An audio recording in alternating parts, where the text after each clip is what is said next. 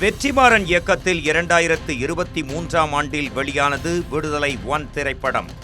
அதில் நிலம், மண், உரிமை, வன்முறையை போன்ற விஷயங்களை காட்டி தமிழ் தேசிய அரசியலை வெற்றிமாறன் பேசியதாக விமர்சனங்கள் வெளியாகின.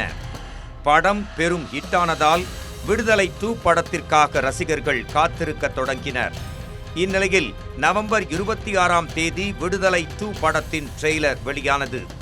இந்த ட்ரெய்லரை டீகோட் செய்து பார்த்த சினிமா விமர்சகர்கள் இதில் வெற்றிமாறன் திமுகவுக்கு ஆதரவாகவும் விஜயை எதிர்த்தும் வசனங்களை வைத்துள்ளார் என்று தெரிவித்து வருகின்றனர்.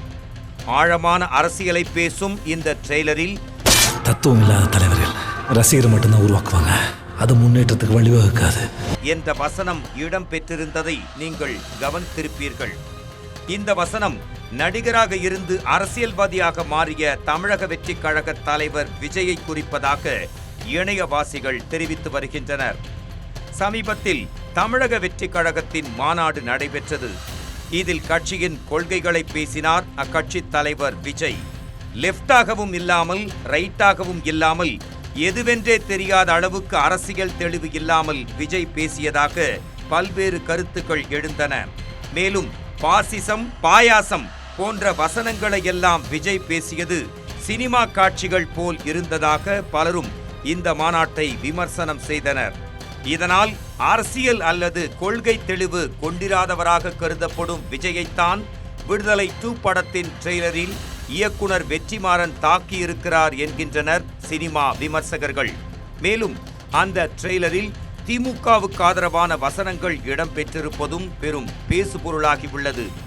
1953ஆம் ஆண்டு இந்தி எதிர்ப்பு போராட்டங்களில் முன்னாள் முதலமைச்சர் கருணாநிதி தீவிரமாக இருந்த காலகட்டம் அது.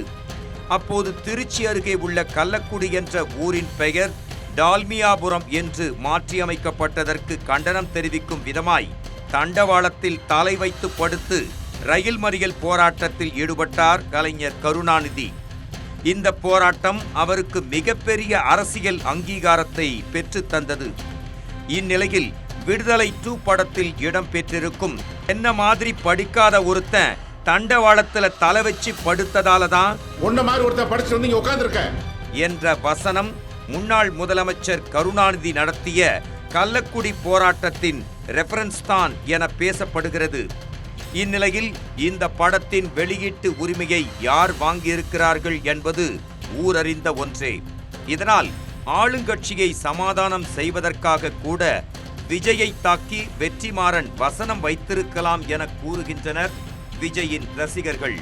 ஆனால் இதுவரை தன்னுடைய கருத்தையும் அரசியல் நிலைப்பாட்டையும் எந்தவித சமரசமும் இன்றி தனது படங்களில் காட்டுவதே வெற்றிமாறனின் ஸ்டைல். அந்த வகையில் பார்த்தால் யாருக்கும் பணிந்து இந்த வசனங்களை அவர் வைத்திருக்க வாய்ப்பில்லை. வெற்றிமாறனின் அரசியல் நிலைப்பாடு இதுதான் என்றே தோன்றுகிறது. எது எப்படியோ டிசம்பர் 20ஆம் தேதி வெளியாக இருக்கும் விடுதலை 2 திரைப்படம் பேச இருக்கும் முழு அரசியல் என்ன என்பதை பொறுத்திருந்துதான் பார்க்க வேண்டும்.